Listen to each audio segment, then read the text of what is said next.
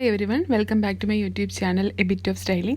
ഇന്ന് വീണ്ടും വേറൊരു പാറ്റേണുമായിട്ടാണ് നെക്ക് പാറ്റേണുമായിട്ടാണ് വന്നിരിക്കുന്നത്. ഈ ഡിസൈൻ ഞാൻ തന്നെ ഡിസൈൻ ചെയ്തതാണ്.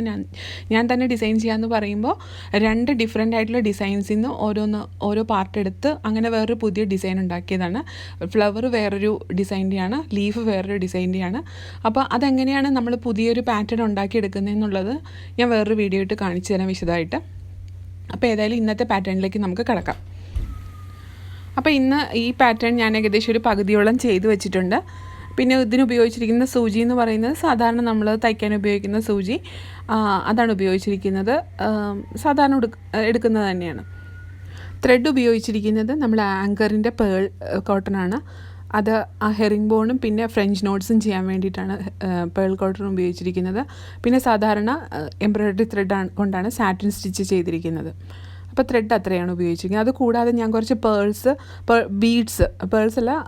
ബീഡ്സ് ഉപയോഗിച്ചിട്ടുണ്ട്. ഷുഗർ ബീഡ്സ്, പിന്നെ കുറച്ച് നമ്മുടെ ഗ്ലാസ് ബീഡ്സ് എന്ന് പറയും. നമുക്കിത് സാധാരണ അവൈലബിൾ ആണ് സ്റ്റിച്ചിങ്, അതായത് എംബ്രോയ്ഡറി ഷോപ്പിൽ അവൈലബിൾ ആയിട്ടുള്ള ഗ്ലാസ് ബീഡ്സ്.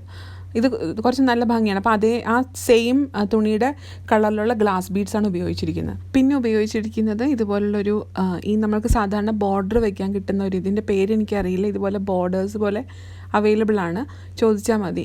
അപ്പോൾ അതിൽ നിന്ന് ഒരു സ്ട്രാൻഡ് ഞാൻ വെട്ടിയെടുത്തിട്ടുണ്ട്. നമുക്കിങ്ങനെ പല രീതിയിൽ നമുക്ക് കട്ട് ചെയ്തെടുക്കാം. അപ്പോൾ ആ ഒരു സ്ട്രാൻഡ് കട്ട് ചെയ്തെടുത്തതാണ് ഇവിടെ അരികത്ത് വെച്ച് കൊടുക്കാൻ ഉദ്ദേശിക്കുന്നത്.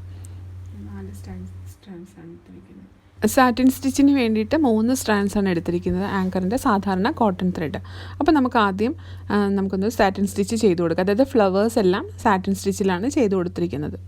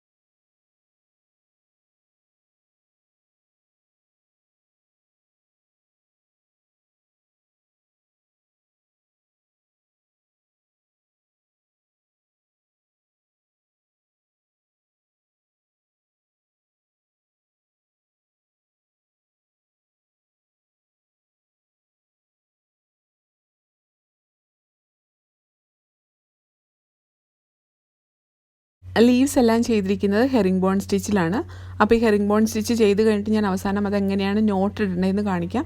കാരണം എന്താ വെച്ച് കഴിഞ്ഞാൽ നമ്മൾ ബാക്കിൽ ഈ സൽവാറൊക്കെ ആകുമ്പോൾ ബാക്കിൽ നോക്കുമ്പോൾ നല്ല നീറ്റായിരിക്കണമല്ലോ. അപ്പോൾ അതെങ്ങനെ നോട്ട് ഇട്ട് അതിൻ്റെ ലാസ്റ്റ് എൻഡ് ചെയ്യേണ്ടതെന്നുള്ളതൊന്നും കൂടെ ഒന്ന് കാണിച്ചു തരാം.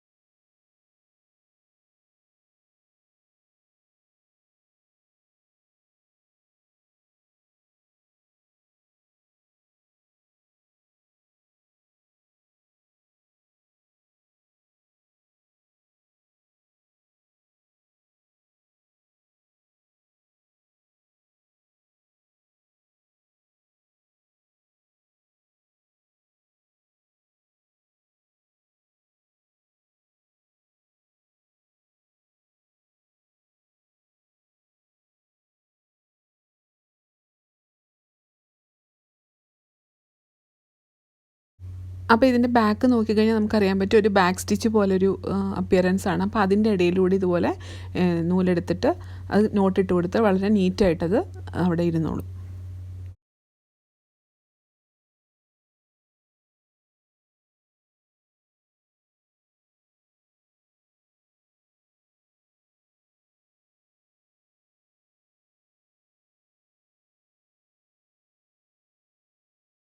അപ്പം ഞാൻ നേരത്തെ പറഞ്ഞല്ലോ, ഞാൻ 2 ഡിഫറെൻറ്റ് പാറ്റേണിൽ നിന്നാണ് ഈ ഒരു ലീഫും ഒരു ഫ്ലവറും എടുത്തിട്ടുള്ളത്. അങ്ങനെ വെച്ച് പാറ്റേൺ ചെയ്തെടുത്തതാണ്.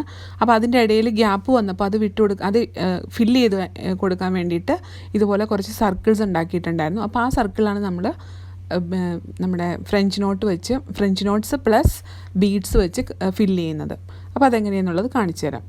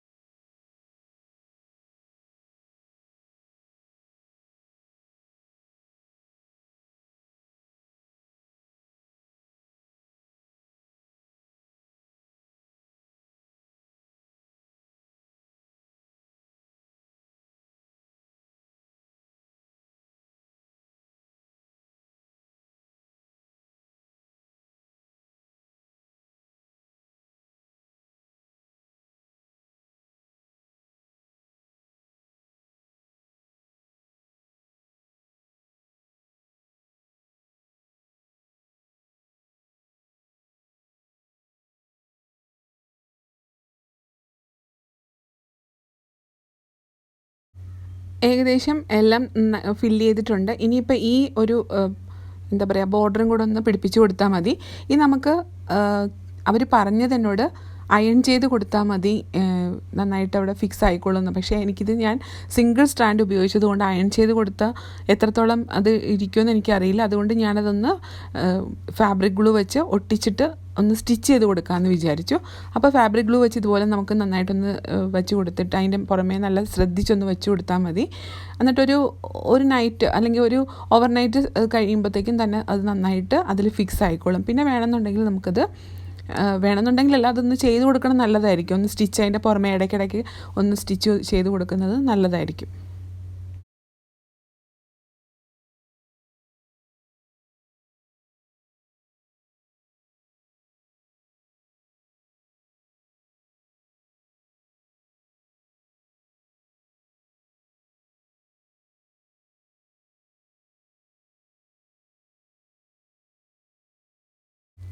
അപ്പോൾ ഫാബ്രിക് ഗ്ലൂ വെച്ച് ഇത് ഫിക്സ് ചെയ്ത് കഴിഞ്ഞതിന് ശേഷം എക്സസ് ആയിട്ട് വരുന്ന ഗ്ലൂ നമുക്കൊന്ന് തുടച്ച് മാറ്റി കൊടുത്താൽ അത്രയും നല്ലതായിരിക്കും. അപ്പോൾ പെട്ടെന്ന് തന്നെ നമുക്ക് ഉണങ്ങി കിട്ടുകയും ചെയ്യും.